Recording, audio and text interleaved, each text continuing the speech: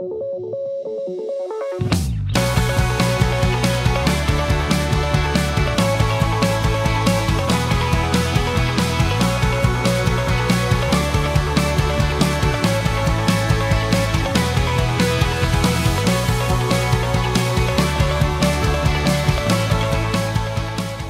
et bienvenue à l'émission Rhizome. La Corporation de développement communautaire de l'érable est fière de vous présenter cette deuxième saison de l'émission Rhizome qui porte sur la transformation sociale. Cette année, c'est une série de 6 émissions que nous vous présentons. D'entrée de jeu, j'aimerais remercier la Ville de Plessisville pour son nouveau soutien financier, sans qui cette série ne serait pas possible. L'émission Rhizome met en lumière et en valeur l'expertise collective de transformation sociale, donc un processus de changement systémique intentionnel qui traite les symptômes, mais aussi les causes profondes des inégalités. Tout ça dans un but, entre autres, d'améliorer les conditions de vie des gens dans une perspective de justice sociale et d'inclusion. Aujourd'hui, notre émission porte sur la proche aidance, un sujet que nous aborderons avec 2 invités. Nous recevons tout d'abord M. François Melançon, agent de communication à l'Association des proches aidants Arthabasca Érable. Bienvenue, M. Melançon. Merci d'avoir accepté l'invitation. Merci. Donc, on parle de proche aidance, mais est-ce qu'on parlait un peu au départ d'aidants naturels? Comment ça s'est transformé, cette notion-là? En fait, c'est sûr que la proche aidance, ça existe depuis toujours. Il y a toujours eu des proches pour s'occuper de personnes qui étaient malades ou qui avaient des incapacités. Puis, quand on parlait des dents naturelles. C'était quelque chose de naturel. Puis surtout, on parlait surtout des personnes, des parents en âge un peu avancé qui s'occupaient de leurs parents vieillissants. Les plus vieux d'entre nous se souviennent de l'époque où on hébergeait un grand-père, une grand-mère ou les parents de nos parents, tout ça. Fait que, donc, on parlait des dents naturelles, effectivement. Et ça avait un petit côté pernicieux parce que ça invisibilisait, ça rendait invisible le travail que ces gens-là, que ces personnes-là faisaient. Alors, donc, les gens ne se reconnaissaient pas comme proches aidants, puis la société ne les reconnaissait pas. Et quand on en parlait, on parlait plus de soins aux personnes vieillissantes. Alors ça, c'était comme la situation qui existait, si on veut, quand l'Association des proches aidants a été créée il y a à peu près une dizaine d'années. Donc, c'est vraiment récent. Finalement, cette notion-là, cette transformation-là a amené un changement social, effectivement. Puis, dans le fond, ça a amené la naissance de l'association, comme vous parlez. Et c'est quoi la mission, finalement, aujourd'hui, avec cette mouvance-là de l'association? Le travail de l'association vise avant tout, d'abord, à aider les proches aidants, les anciens aidants naturels, à se reconnaître. Parce que c'était tellement naturel aider son parent ou aider son conjoint, ses enfants, que les gens ne se rendent pas compte du rôle qu'ils assument ou qu'elles assument. Alors donc, nous, on travaille beaucoup là-dedans, donc à se reconnaître et à prendre soin de soi. Et d'autre part, de travailler auprès de la société pour reconnaître l'expertise et le travail que font ces personnes-là. Alors, c'est les 2 éléments essentiels de notre travail. Puis avec la naissance de l'association, évidemment, mais ça a amené un changement de mentalité. On veut quand même rendre visible et épauler ces personnes qui sont dans une situation de proche aidance. Comment vous vous êtes pris pour changer ces pratiques-là, pour apporter cette transformation sociale au niveau de, justement, de dire, finalement, c'est peut-être pas si naturel que ça, mais ils ont aussi des besoins. Exactement. C'est ça. Il n'y a rien de moins naturel, si on veut, de prendre soin de quelqu'un. Et qu'est-ce qu'on a fait? On a d'abord multiplié les campagnes de sensibilisation auprès de la population. On a écouté les personnes proches aidantes, savoir pour mieux connaître leurs besoins. Et après ça, on a agi. On a essayé d'innover, de faire des actions pour répondre à leurs besoins immédiats, parce que la situation, dans certains cas, demandait des actions rapides, mais aussi d'essayer de travailler en profondeur. Et puis, à partir de là, on a aussi misé sur nos forces, qui étaient d'être un service de proximité et d'avoir une approche globale, donc de la question de la proche aidance. Fait que c'est un peu comme ça. Puis, j'allais rajouter que, parallèlement à ça, Ben, le gouvernement est intervenu avec des politiques publiques autour des années 2020, 2021. Et puis, il y a eu des résultats des portraits statistiques. Alors, ces deux éléments-là ont aussi enrichi notre réflexion pour mieux comprendre qui étaient les personnes proches aidantes. Puis, on peut justement, si on veut avoir un petit peu d'idée de qui sont ces personnes proches aidantes, ça serait quoi le portrait qui sort justement de l'image traditionnelle qu'on a de, par exemple, nous qui aidons nos parents vieillissants? C'est sûr que si on regarde le portrait moyen de la personne proche aidante, on parle généralement d'une femme entre 45 et 64 ans qui s'occupe d'un parent. Donc, on est encore proche du modèle un peu traditionnel, si on veut, mais on se rend compte en grattant un petit peu qu'il y a quand même beaucoup de différences. Il y a moins d'écart entre l'implication des hommes et des femmes qui sont âgés de plus de 64 ans. Alors, il y a des réalités très différentes et on s'est rendu compte de la diversité de la proche aidance. Alors, en dessous de ce couvert-là, de ce terme-là, ça cache des réalités très différentes. On s'est rendu compte qu'il y a des jeunes qui viennent en aide à leurs parents. Les parents, on le savait déjà, aident certains de leurs enfants, mais de nommer ça, ça se faisait pas vraiment entre conjoints. On parle... dans des situations d'incapacité temporaire à la suite d'un accident ou l'annonce d'un cancer, mais ça peut être aussi plus âgé, le problème lié à la maladie d'Alzheimer, par exemple. Ça va toucher souvent les couples et ça va se vivre souvent dans la dynamique de couple, pas exclusivement, mais entre autres. Et on se rend compte que il y a des gens en emploi. Donc, quand on parlait des femmes de 45 à 64 ans qui souvent vont être en emploi, des fois, ça les amène à faire des choix. Pas les mêmes choix que si elles étaient à la retraite. Quand on est parent, c'est pas la même réalité non plus que quand on est enfant. Alors donc, c'est avec cette diversité-là qu'on essaie maintenant de composer. Donc, ce portrait-là, finalement, vous a amené aussi à, justement, on parlait de changer des pratiques pour amener une transformation sociale. Comment ça a transformé ces pratiques d'avoir ce portrait-là puis cette révélation-là qu'il y a d'autres types de proches aidants qu'on... Ça nous a obligés à diversifier beaucoup nos activités puis les services qu'on offre. C'est sûr qu'on garde toujours le même pilier, donc consultation individuelle, groupe de partage, activités pour améliorer les compétences et le bien-être des gens, mais on a senti le besoin d'aller un peu plus loin. On a développé une ligne téléphonique, par exemple, où on peut recevoir des appels plus urgents, mais surtout pour faire des appels de bienveillance auprès de nos membres, qui est quelque chose qui est très apprécié. On a aussi créé l'année dernière une carte alerte proche aidance qui permet donc d'identifier rapidement une personne proche aidante qui prend soin d'une personne qui habite avec elle. Et donc, s'il arrive quelque chose à la personne proche aidante, grâce à la carte, on peut tout de suite savoir qu'elle s'occupe de quelqu'un qu'on ne peut pas laisser seul. Et donc, les services d'urgence peuvent intervenir. On a aussi créé un programme de mentorat. Donc, on maximise, si on veut, ou on met en valeur l'expérience et l'expertise développées par des proches aidants qui ont déjà de l'expérience. On a développé cette année un service de jeunes proches aidants aussi. Donc, on est allé chercher une autre clientèle. Et puis, là, on travaille beaucoup à essayer de rejoindre les parents et les personnes en emploi. OK. C'est un peu la façon dont on a cherché à répondre là, à tout ce qu'on s'est rendu compte. Là. Ça fait quand même beaucoup de diversité d'actions aussi. Beaucoup de diversité d'actions, beaucoup d'innovation. Il y a beaucoup de ces programmes-là et projets-là qu'on mène qui sont des précédents, si on veut, au Québec. Et on en est fiers. Avec raison. Si on parle de la carte proche aidance, vous avez soulevé que vous aviez travaillé avec les services d'urgence. Comment vous avez travaillé avec ces partenaires-là? Comment vous avez créé ces nouveaux réseaux-là, finalement, pour apporter cette transformation? Il faut dire d'abord qu'on a déjà un premier noyau, qui est le réseau de santé et services sociaux, qui sont des partenaires depuis le début. On a les autres organismes qui s'occupent un peu des proches aidants, mais liés aux maladies des personnes aidées. Donc, on parle à la maladie d'Alzheimer, l'autisme, etc.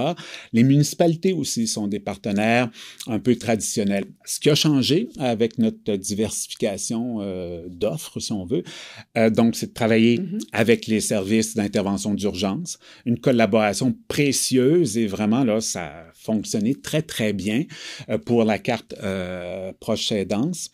Là, on se rapproche aussi des réseaux de l'éducation pour notre service Jeunes Proches Aidants, ainsi que les organismes jeunesse, Maison des jeunes, entre autres, les organismes d'employabilité, parce que on a tendance à l'oublier, mais les jeunes qui sont proches aidants développent des compétences qui peut-être mériteraient d'être mises en valeur éventuellement dans un CV.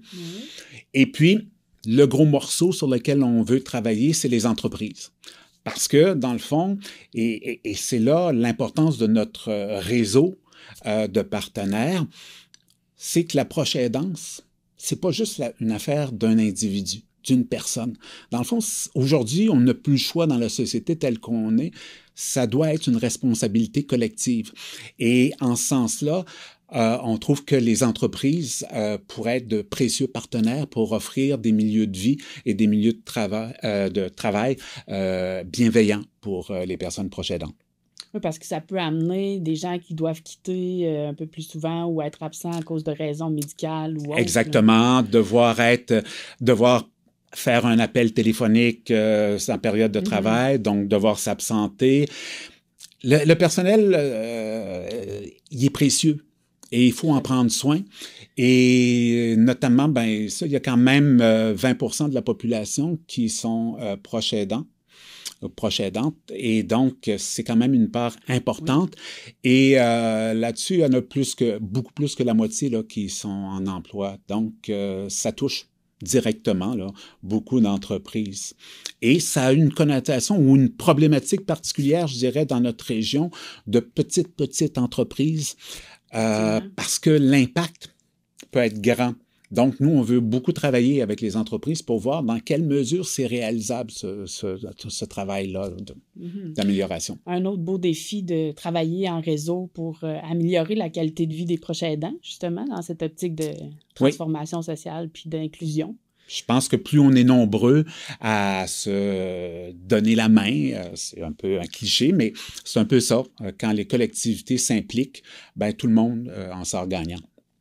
C'est un peu le parallèle avec justement la transformation sociale et l'action communautaire autonome qui est à la base des innovations sociales, qui nous amène à passer du je au nous. On avait cette situation-là, qui, comme vous disiez, qui était très personnelle au départ, qui finalement est devenue un enjeu collectif parce que on doit prendre soin de tout le monde ensemble. Absolument, absolument. Puis pour nous, c'est important.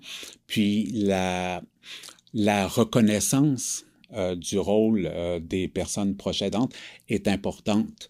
On commence à le remarquer, par exemple, au niveau du réseau de santé et services sociaux. On tend à développer beaucoup plus de reconnaissance du rôle et de l'expertise des personnes proches aidantes, parce que dans le fond, les personnes proches aidantes sont souvent les personnes qui connaissent le mieux les personnes qui sont atteintes d'une maladie ou qui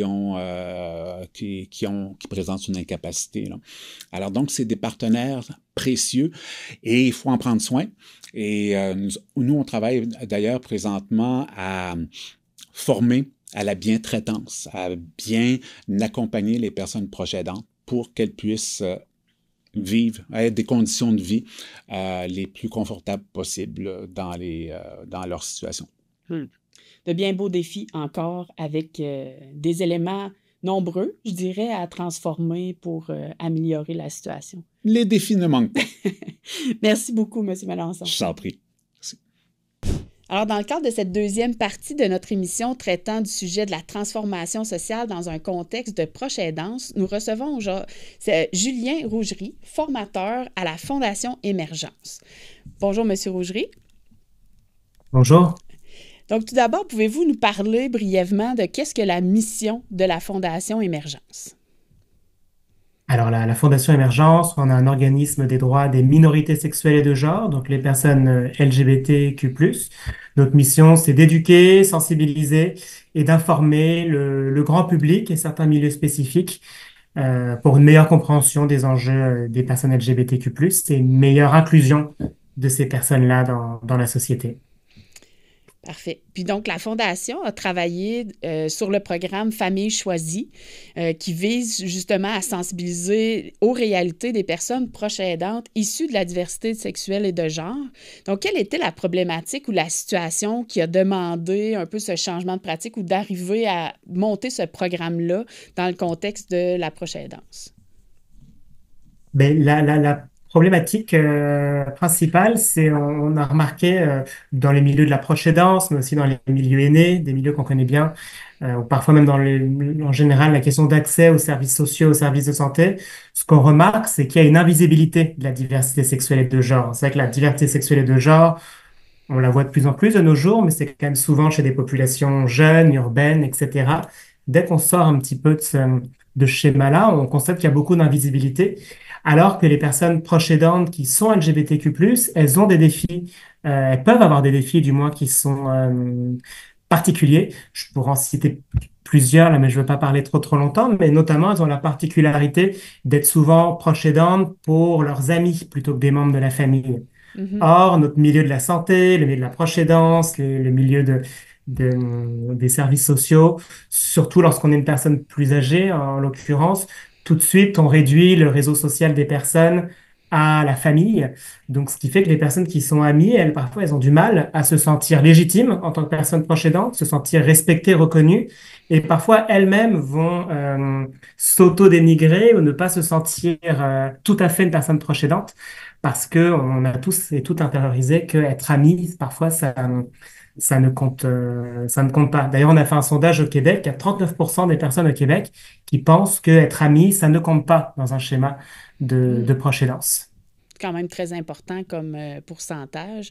Quand on sait aussi qu'il y a des personnes, souvent dans le contexte de la diversité de genre et sexuelle, qui vivent de l'exclusion sociale aussi dans cette déjà comme difficulté, en plus de ne pas se sentir nécessairement légitime dans un rôle de proche aidant, il y a peut-être cette barrière de plus là dans l'action de la proche aidance. Absolument. Quand on parle des populations LGBTQ+, en général, on est sur des populations qui sont plus fragilisées, des personnes peuvent avoir des parcours d'exclusion. En général, les personnes LGBTQ+, et on retrouve ça dans les statistiques sur les personnes proches aidantes, c'est des personnes qui peuvent avoir une santé mentale plus fragile que celle de la moyenne de la population. Donc ça peut venir être un défi supplémentaire dans leur rôle de personnes proches aidantes, de personnes proches aidantes, pardon. Et c'est aussi des personnes qui peuvent avoir une réticence vis-à-vis des milieux de la santé et des services sociaux, parce que c'est des milieux qui n'ont pas toujours été acceptants, bienveillants vis-à-vis de la diversité sexuelle et de genre. Hein. Jusqu'à assez récemment, on considérait que c'était une maladie Mhm. d'être issu des minorités sexuelles et de genre. Il y a eu la crise du sida, du VIH.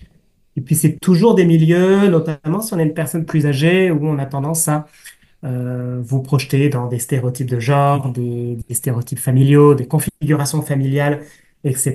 Donc parfois les personnes, elles évitent les milieux de la santé elles-mêmes depuis longtemps parce qu'elles s'y sentent pas à l'aise. Je pense notamment aux personnes trans qui se feraient mégenrer fréquemment dans ces milieux-là. Ça peut les empêcher d'accéder à ces milieux de soins elles-mêmes et d'accompagner la personne pour qui elles sont proches aidantes. Donc, avec tous ces constats-là, bon, clairement, vous avez identifié qu'il y avait un besoin de changer la donne à cet égard-là. Comment vous vous y êtes pris pour changer ces pratiques ou répondre à ce défi-là ou cette situation-là? Donc, de créer la formation. Comment vous y êtes arrivé? Alors, on est parti du constat d'invisibilité. On est parti aussi, on a un programme sur les personnes âgées LGBTQ+. Donc, on a commencé par constater les enjeux spécifiques. On a ensuite créé le programme Famille choisie. Tout d'abord, on a créé un programme d'accompagnement des personnes proches aidantes LGBTQ+, des groupes de soutien, des ateliers d'information, etc., pour qu'elles se sentent un peu moins seules et puis éventuellement connectées avec des personnes dans des situations similaires à elles.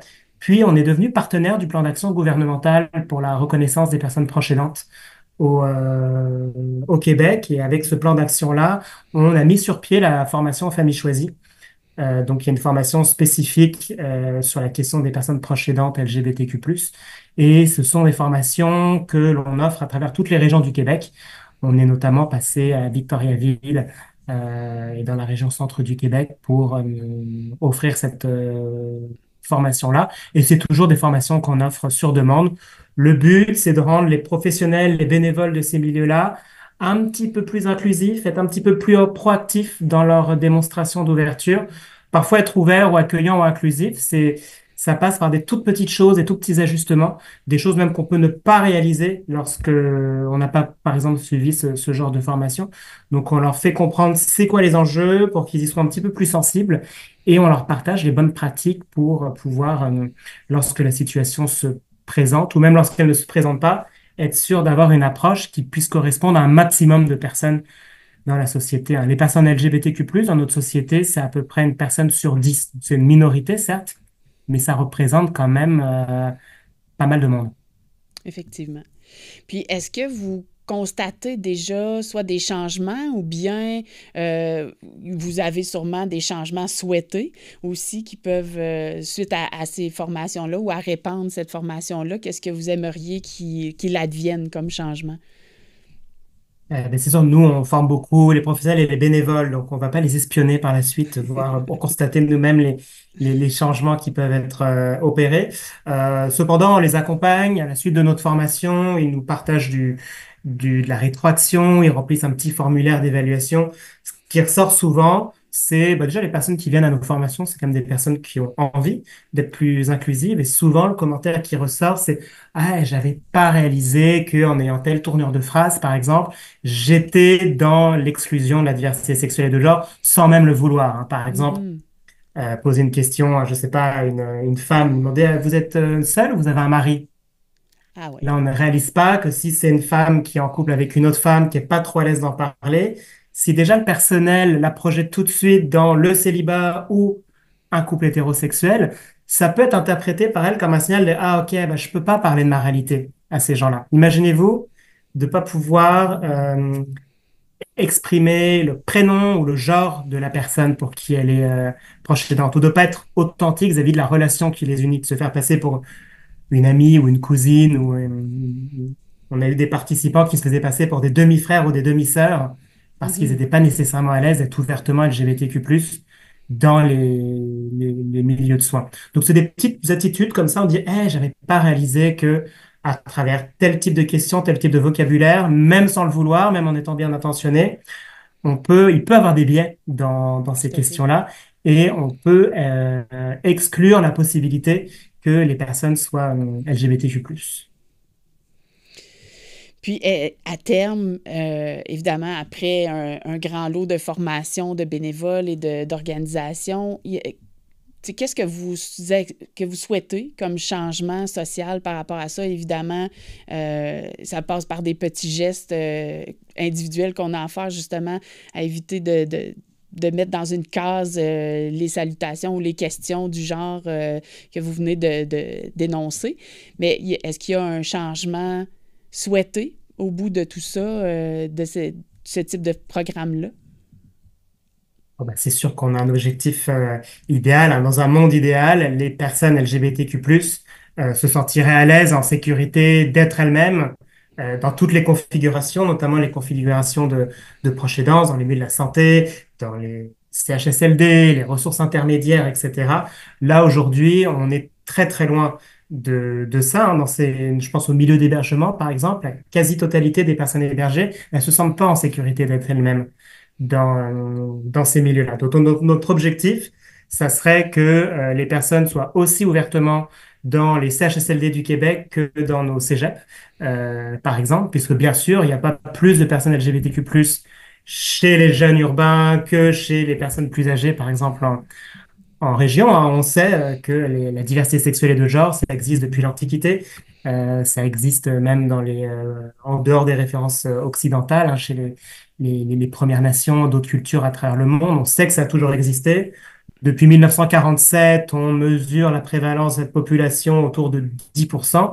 Donc ça, c'est quelque chose qui ne change pas avec le temps. Donc dès que ce 10% ne se sent pas en sécurité d'être eux-mêmes, d'être elles-mêmes, c'est un signe que les personnes ne se sentent pas en sécurité. Puis parfois, on me dit, mais c'est de la vie privée, ça, on n'a pas besoin de le savoir que la personne est LGBTQ+. Là, c'est ce qu'on voit dans notre formation, mais on est encore une fois sur un biais.